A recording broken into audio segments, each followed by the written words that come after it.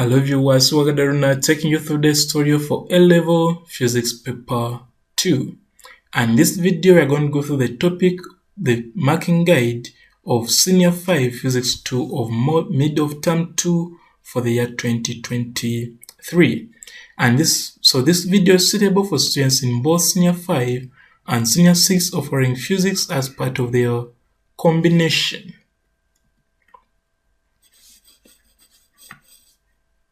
So like I told you, this month of July, we are interested in marking guides of mid of term exams, mock exams, and also U.A.C.E exams for physics and math, both O and A level. So what is ticked is what is already available. We have already uploaded this Math 1, Math 2, Submath, and Physics 1. And now we are going to go through the marking guide of Physics 2 of Mod 2.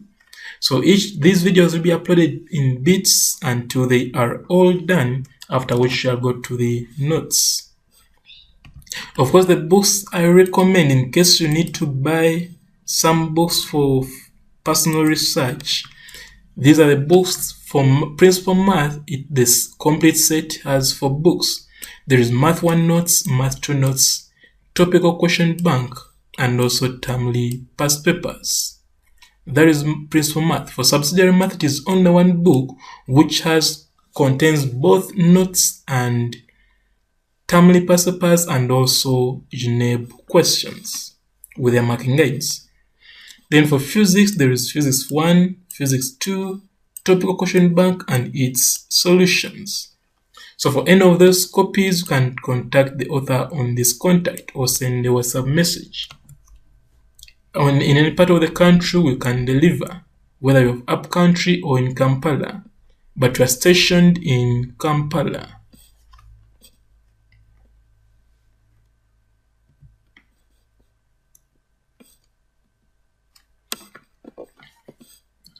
So we shall now start our question. So question 1, part A, Roman 1 says, state the laws of reflection of light.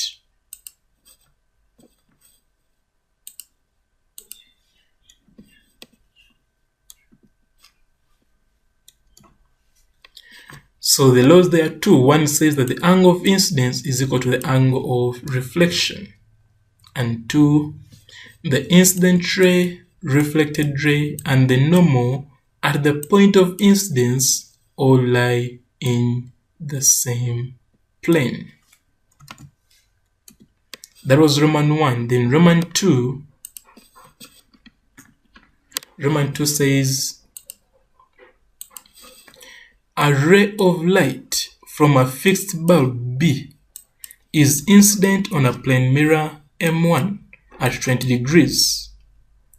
The mirror is then rotated about point O anti-clockwise. Okay, as you can see it here, to position M2 as shown in figure 1, taking R1 and R2 as the respective reflected rays. Determine the size of angle theta between R1 and R2. So what we are going to do, we are going to redraw the diagram. So you come here and redraw the diagram. So you have the mirror M1. It has an incident ray. Okay, now angle of incidence is 20. Now this dotted line is still a straight line. It shows the path which this ray would take if this mirror was absent. That's what this dotted line means. But because of the presence of this mirror, there will be a change in direction of that ray to that which is called the reflected ray. And we know that from the first law, this angle should be equal to this. Angle of incidence equal to the angle of reflection. That was the mirror in position 1. What if the mirror is rotated at an angle which we don't know and it is beta? But the good thing, they gave us this, and this angle is the same as this angle. vertically opposite angles. Okay, now from there, after knowing this, we can easily get the value of beta, because the whole of this is 90, and being 90, it means 20 plus 15 plus beta is equal to 90. And after getting beta, we can easily get the value of theta, which is the angle between two reflected rays, keeping the incident ray constant. So by geometry, 20 plus 15 plus beta is equal to 90. So this was, I wrote here 80, but it should be 90. So change and put there 90, and we imply that beta is 55 degrees.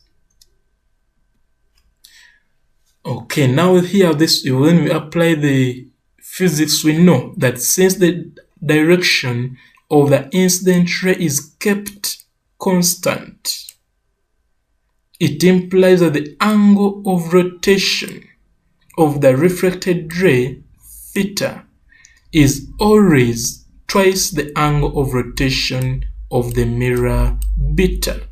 So beta is the angle of rotation of the mirror, and theta is the angle of rotation of the reflected rays.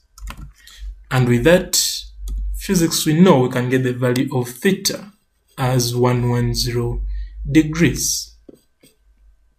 So I already told you that this one changed to 90, it's not 180.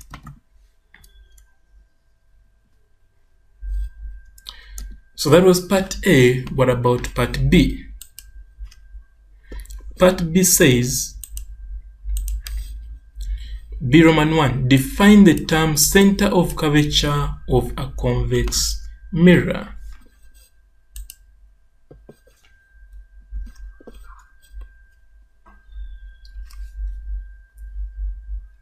So center of curvature of a convex mirror is the center of the sphere from which the spherical surfaces of the mirror is cut. Alternatively, you can write as the center of the sphere of which, here it was from which, now here we say of which, the spherical surfaces of the mirror forms part, here it was is cut. So those are the two definitions, and of the two is okay. Then Roman 2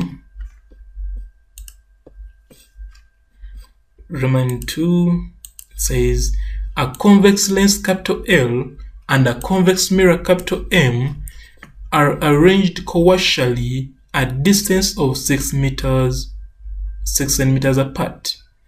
A real point object O placed in front of the convex lens of focal length 10 centimeters coincides with its own image I by no parallax at a distance of 15 centimeters from L.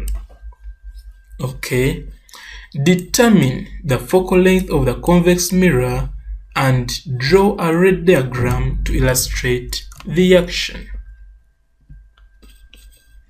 Okay, so we shall come here and say that the diagram is that we have a lens of focal length 10 and the object is 15 centimeters from the lens. Then we have the mirror, diverging mirror of unknown focal length, but the distance between the lens and the mirror is 6 centimeters. So the red diagram is a point object, so ray from here, it will reach the converging lens and the rays will be converged to meet the mirror. Now, in absence of this mirror, these rays would have continued to form an image at this point. So this is not I, it was supposed to be I1. So here I don't change. Remember here there is I already, so it has to be different, so call it I1. Okay. And this will be the image of this object due to this lens only. Okay. Now, because of the presence of this mirror, the rays will be diverged, the rays will be reflected. But because, and in the question they told us that the image will be formed at the exact point where the object was. Do you know what that means? It means that the rays go back along the same path in which they came from, like that. And because they go back along the same path, it means that the distance between the mirror and this object I1 is the radius of curvature of the mirror. Okay, now the interesting bit of it is that this 6 plus this r can give us v, meaning if I get v, I can get the value of r. And if I know r, I can get the focal length of the mirror. So let's do that. We shall come and see that using the mirror formula for the lens, we have the focal length, we have the object distance, we can get the image distance.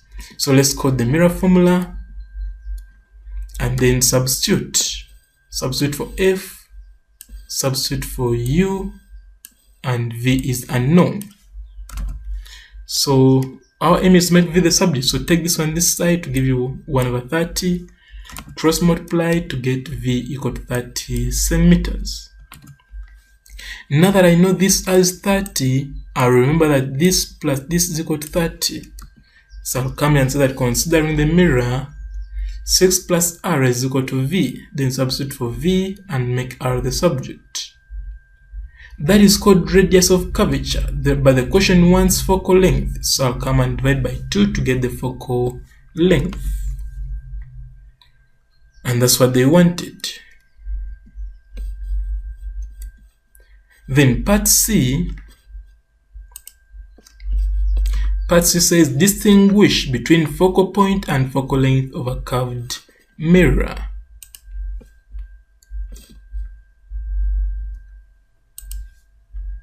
So focal point of a curved mirror is the point on the principal axis of the mirror where rays originally parallel and close to the principal axis of the curved mirror converge or appear to converge after reflection from the mirror, while focal length is the distance between the pole of the mirror and the focal point. So what the keyword here, when they talk about focal point, you should see the word point. And when they talk about focal length, we should see the word distance.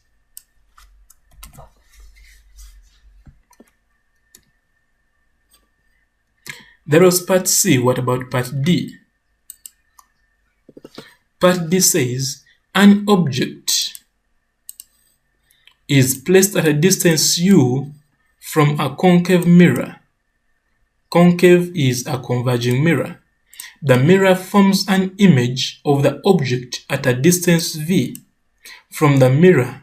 Okay, use a geometrical ray diagram to derive the relation this, where f is the focal length of the mirror. Now here the good thing is that in the question they have already defined what u is, what v is, and what f is. So there's no need to disturb ourselves to define them. We are going to just use them.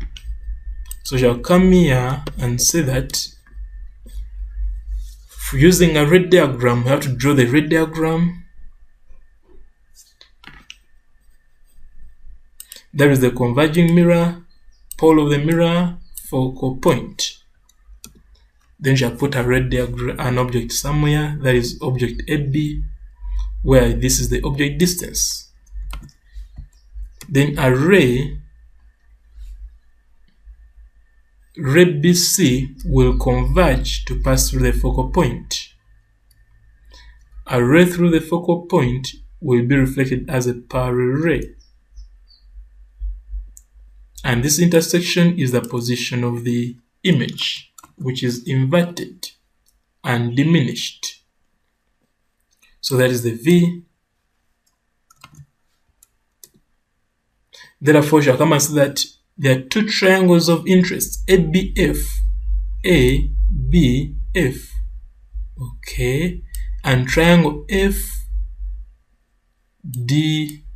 FDP. So these angles have a common angle, triangles have a common angle, meaning they are similar. Now, because they are similar, it means that the ratio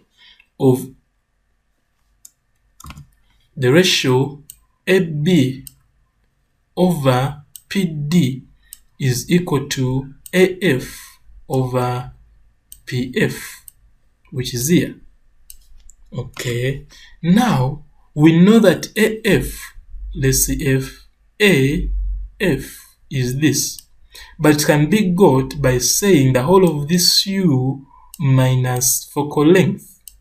Well, that's why you see a U minus F. Then PD is focal length. Okay, that is all the two triangles. What about these other two triangles which have an image? IF2, this and this are also similar. So indeed, that ratio PC over I2 is equal to FP over IF. PF is focal length and IF is V minus focal length.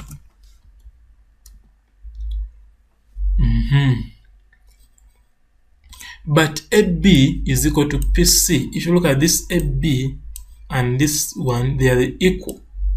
Okay, if they are equal, then here we have AB and here we have PC. Do you know what that means? AB and CP. It implies that even this I2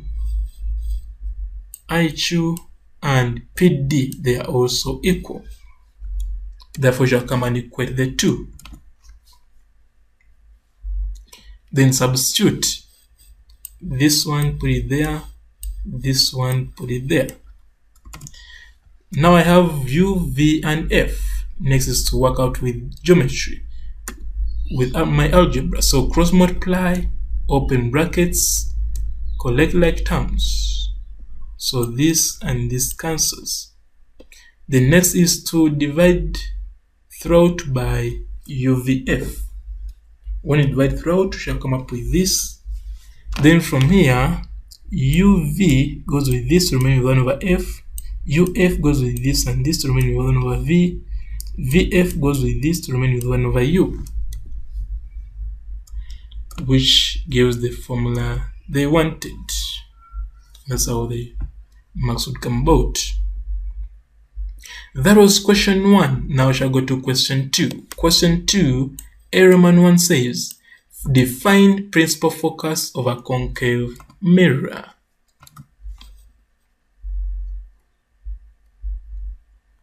Find principal focus of a concave mirror.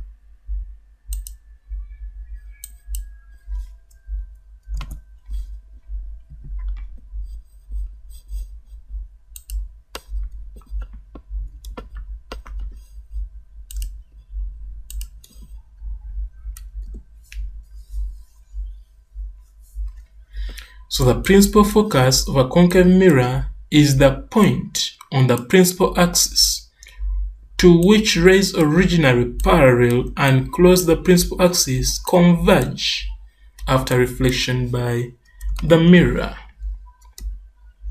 That was A Roman 1. What about A Roman 2? A Roman 2 says, derive an experiment to determine the focal length of a concave mirror using a no parallax method.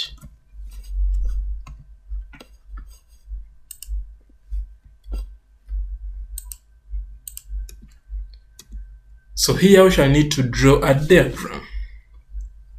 So that is a concave mirror placed with the reflecting surface facing upwards.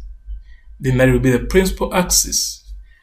Now what we do, an object pin is placed along the principal axis.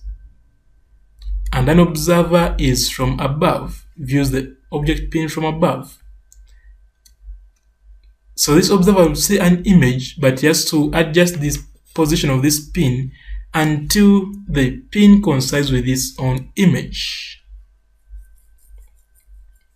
And when that happens, the distance between that position to the pole of the mirror is measured. So when they coincide, it means the ray which was incident on the mirror is reflected back along the same path. And when that position is known, the distance r is obtained, then it means it should be the radius of curvature, which can be used to get the focal length. Okay, so let's see what we can write on that experiment. So a concave mirror is laid on a table with its reflecting surface facing vertically upwards. I think you saw that. Then an optical pin is mounted horizontally on a retort stand above the mirror so that its tip lies along the principal axis of the mirror. I think you also saw that. Then the pin is adjusted vertically while viewing from up. I think you remember where the observer's eye was. And a point is located where the pin coincides with this image and there is no parallax between them.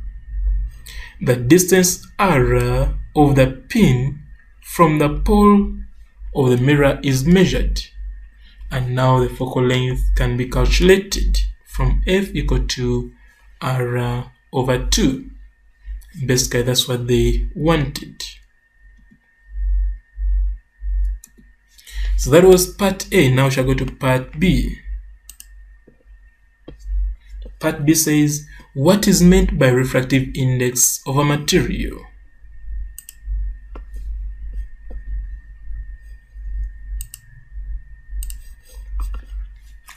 So refractive index of a material is the constant ratio of sine of angle of incidence to sine of angle of refraction for a ray of light propagating from a vacuum to a given material medium. It has to be from vacuum to a material.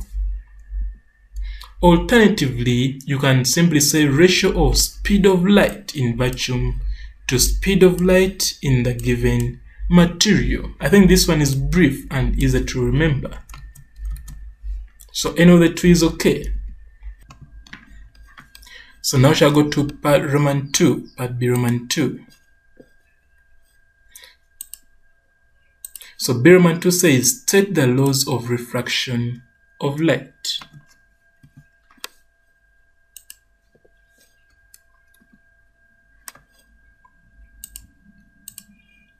So first says that incident ray, refracted ray, and the normal at the point of incidence all lie in the same plane.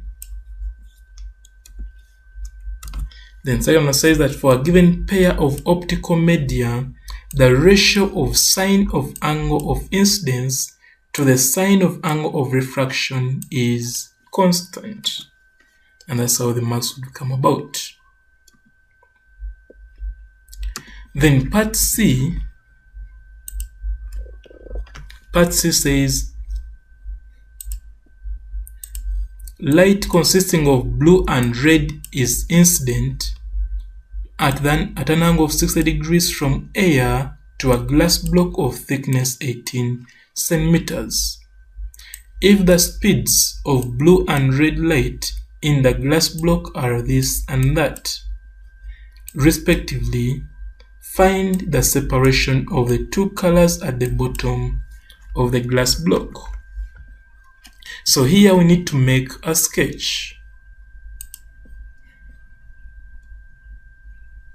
So I come and draw a glass block of thickness 18 centimeters. Then the white light is incident at 60 degrees to the normal. So there will be refraction. That is the first blue light. Then there's also the other light which is red. So R1 is the angle of refraction for blue light, and R2 is the angle of refraction for red light. Now for blue light, the velocity is 1.86 exponent 8. It was given the question. Then we know that there are two ways of getting refractive index. One, you can use velocities, speed of light in vacuum over speed of light in medium, or you can use angles, sine angle of incidence, sine of angle of incidence divided by sine of the angle of reflection. So what you are going to do, you shall consider both of them and substitute for C, for V. Now this C, its value is in the table of constants. It is a known constant, speed of light in vacuum. Then incident is that R1 is what we want. So we have to look for a way of making R1 the subject. So I'll take this one this side, cross multiply and make sine R1 the subject. The whole of this using a calculator gives you this to 4 decimal places. Then get R1 from arcsine, which is that. So angles are to 2 decimal places. Now that I've got this, I can get distance AB from being 18 sine R1. So substitute to get this as distance AB. But remember, the question wants distance BC, so we have to also get distance AC and subtract the 2 to get distance BC, which they want. So we're going to repeat this procedure for red light. So for red light, still refractive index is that. So substitute for C, for V, for I, and make R2 the subject. R2 will be that, 2 decimal places. Then get distance AC. And now that I have AC and AB, I can subtract the 2 to get the separation. And that's what they wanted.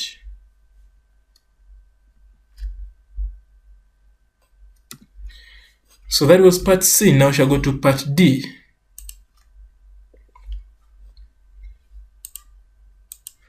Part D says the figure below shows a liquid layer confined between two transparent plates X and Y of refractive index 1.54 and 1.44 respectively.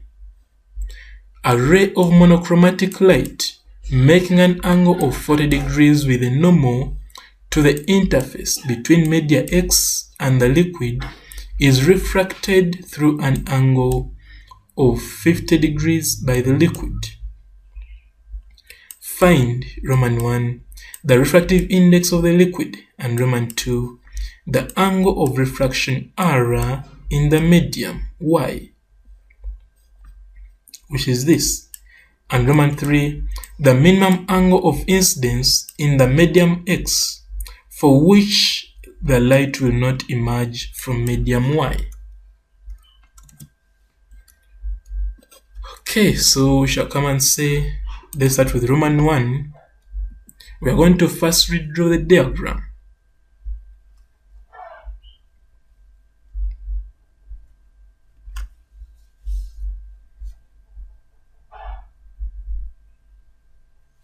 So we have an incident ray at an angle 40, which is refracted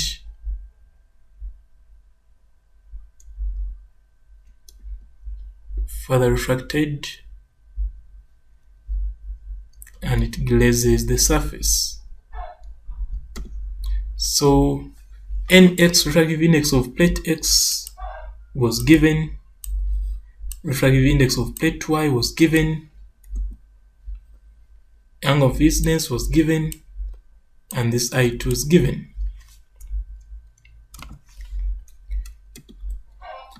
So taking Snell's law, at the interface between medium X and the liquid, here, it means NX sine 40 is equal to N liquid sine 50.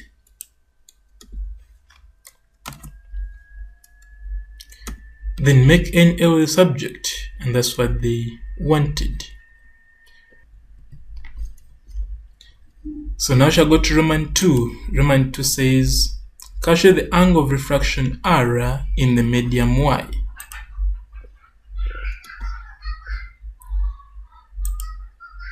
So taking Snell's law at the interface between medium Y and the liquid, which is here, sine NL sine 50 is equal to NY sine R. So we shall come and subtract that.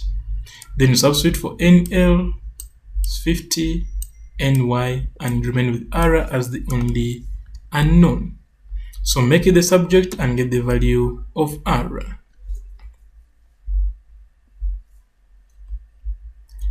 So this tick is supposed to be for this.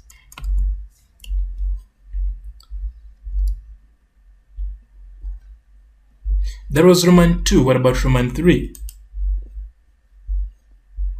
Roman 3 says that find the minimum angle of incidence in the medium X for which light will not emerge from the medium. So light will not emerge from the medium, it means that it glazes. That is why you saw us put this ray here. It doesn't emerge from plate Y.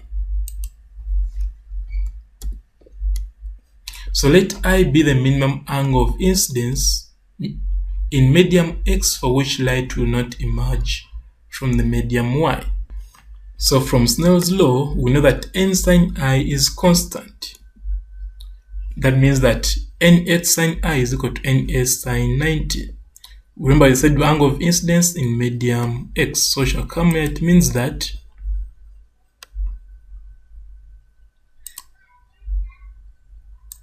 in medium X here, this is medium X, so this is nx. The angle of incidence will now be I, so nx sine I will be equal to this one now. This angle is 90, so n sine 90. So we are going to equate the two because n sine I is equal to a constant.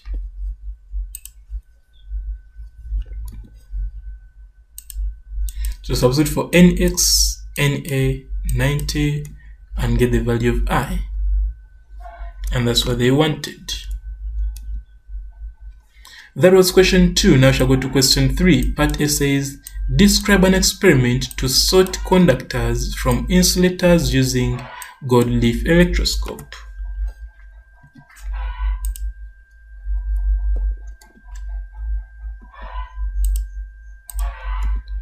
So first, an electroscope is given a charge and the leaf divergence noted. Okay. Then a material is brought near the cap of the electroscope. Now, two observations can be seen. One, if the leaf divergence reduces, it implies the material is a conductor. However, if there is no change in divergence, it implies that the material is an insulator. So basically, that's how you can sort a conductor from an insulator.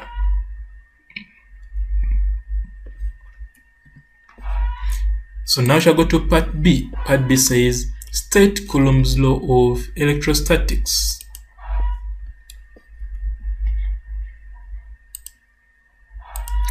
It states that the force between 2 point charges is directly proportional to the product of the magnitude of the charges and inversely proportional to the square of their distance of separation.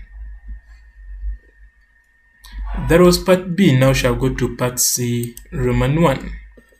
C Roman 1 says, the diagram below shows 2 point charges, this and that, separated by a distance of 40 centimeters in a vacuum. Roman 1. Find the position of the neutral point from the 2 microfarad. Then sketch the field pattern between the point charges. So let's start with Roman 1. Neutral point means there is no electrostatic force and there is also no electric field intensity.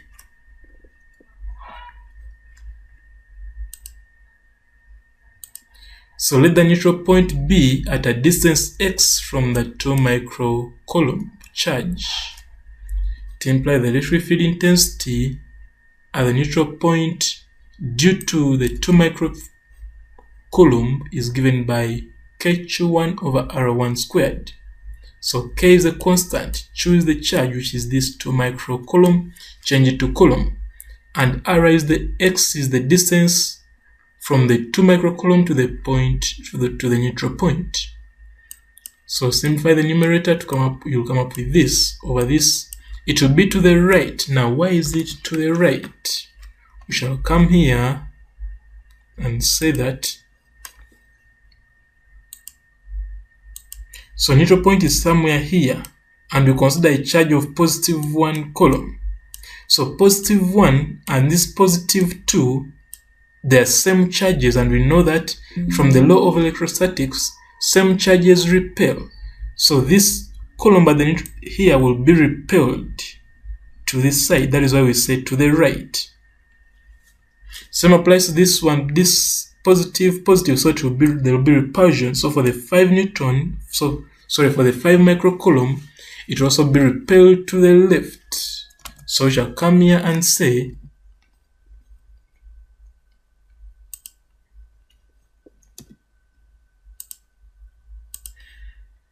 that when it comes to the 5 microcoulomb, the direction will be now to the left. So they're in opposite direction, meaning resultant will be got by subtraction. And it's equal to 0 because it's at the neutral point, meaning E1 is equal to E2, so I can substitute for E1 and for E2. So on this slide, those are the 3 marks on this slide. The other marks will be seen in the next slide. So next will be cross multiplying. Our aim is to make X the subject. So expand open bracket to give you this. Then collect like terms to come up with a quadratic equation. Use the quadratic formula to get the 2 values of X. But X can be negative because distance, therefore X is 0.1937. And that's what they wanted. Then C Roman 2, they told us to, let me see, they said sketch the field pattern between the point charges.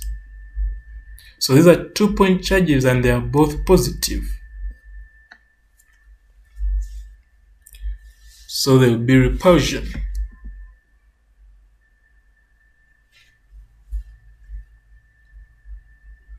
That is for the 2 microcoulomb, then the 5 microcoulomb will be that.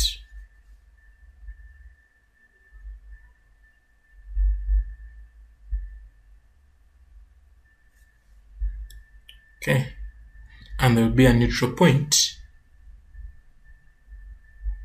and that's what they wanted. I think realize the field lines for the 2 we have, let me see, 1, 2, 3, 4, 5. That is for the 2. Then for the 5, 1, 2, 3, 4, 5, 6. So that is also considered when they tell you to sketch, because this magnitude must be also displayed in the field lines. If it is big, then it will be many field lines. So that was part C Roman 2. Now we shall go to part D Roman 1. D Roman 1 says, what is meant by coronal discharge? Is only 1 mark, meaning they only want the definition.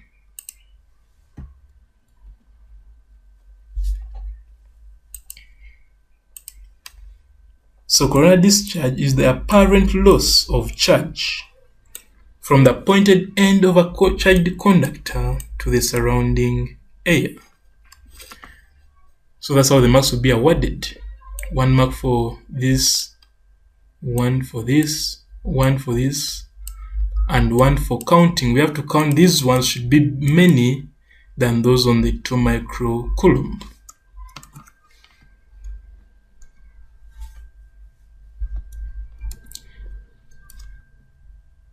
So for D Roman 2 said, describe the action of a lightning conductor. So you are first make an illustration of a lightning conductor. So it has sharp points at the top and the bottom is earthed. This is a copper strip and these are called spikes, the sharp points. So when a negatively charged cloud passes over, something will happen. There will be high charge electric field intensity where the air will be ionized into positive and negative.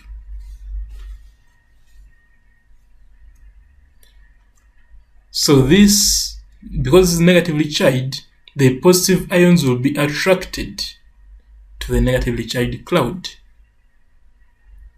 but the negative ions will be repelled to the spikes.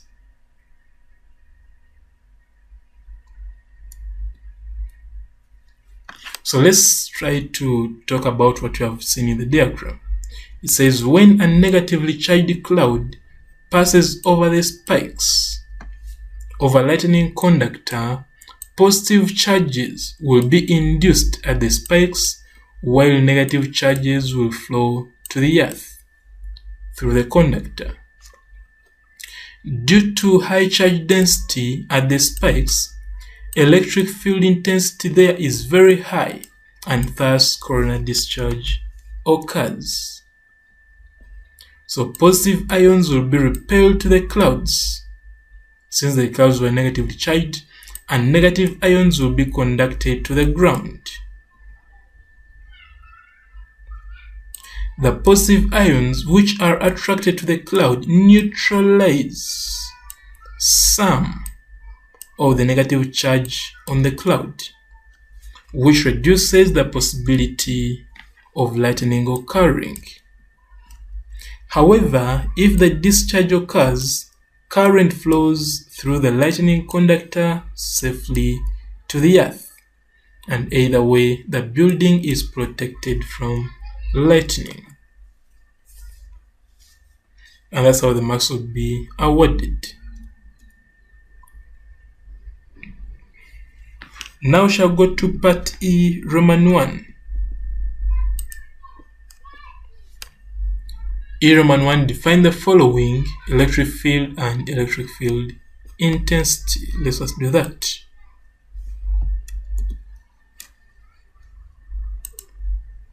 So electric field is the region where an electric charge experiences an electric force.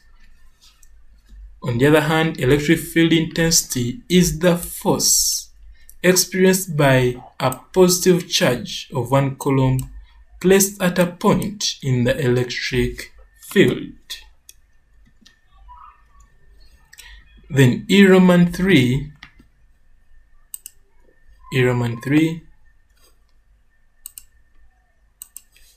2-point charges, positive 7 and negative 6 microcoulomb, are positioned at the vertices of an equilateral triangle, as shown in the figure.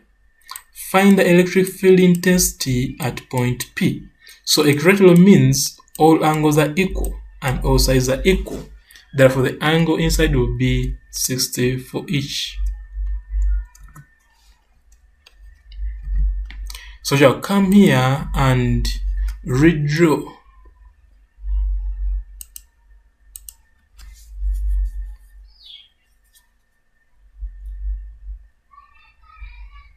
and also put the angles inside as 60 degrees for each corner.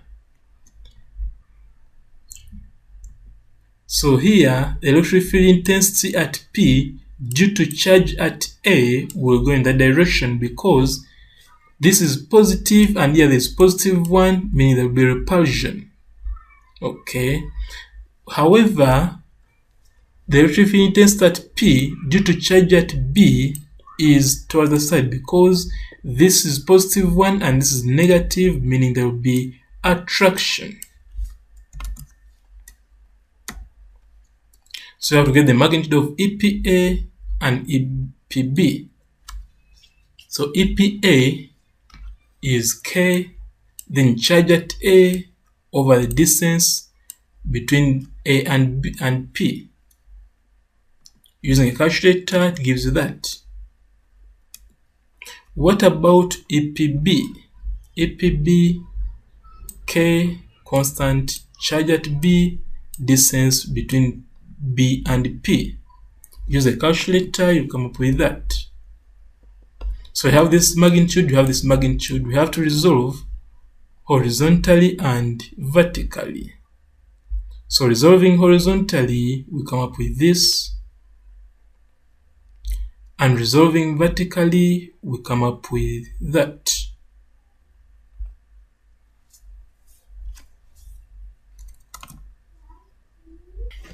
So now that we know the horizontal component and vertical component, we can draw our right angle triangle. Positive horizontal and positive vertical, meaning the resultant will be that. So magnitude of the electric field intensity at P is this, and the angle theta can be got from tan theta equal to this over this to give you theta as that. Therefore, we can conclude that the electric field intensity at P is this in the direction this above the positive horizontal.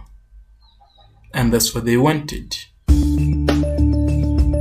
So that brings us to the end of this video. Thank you for watching, and be reminded the next video will be on Senior 4 Math 1 of U.A.C.E for the year 2022.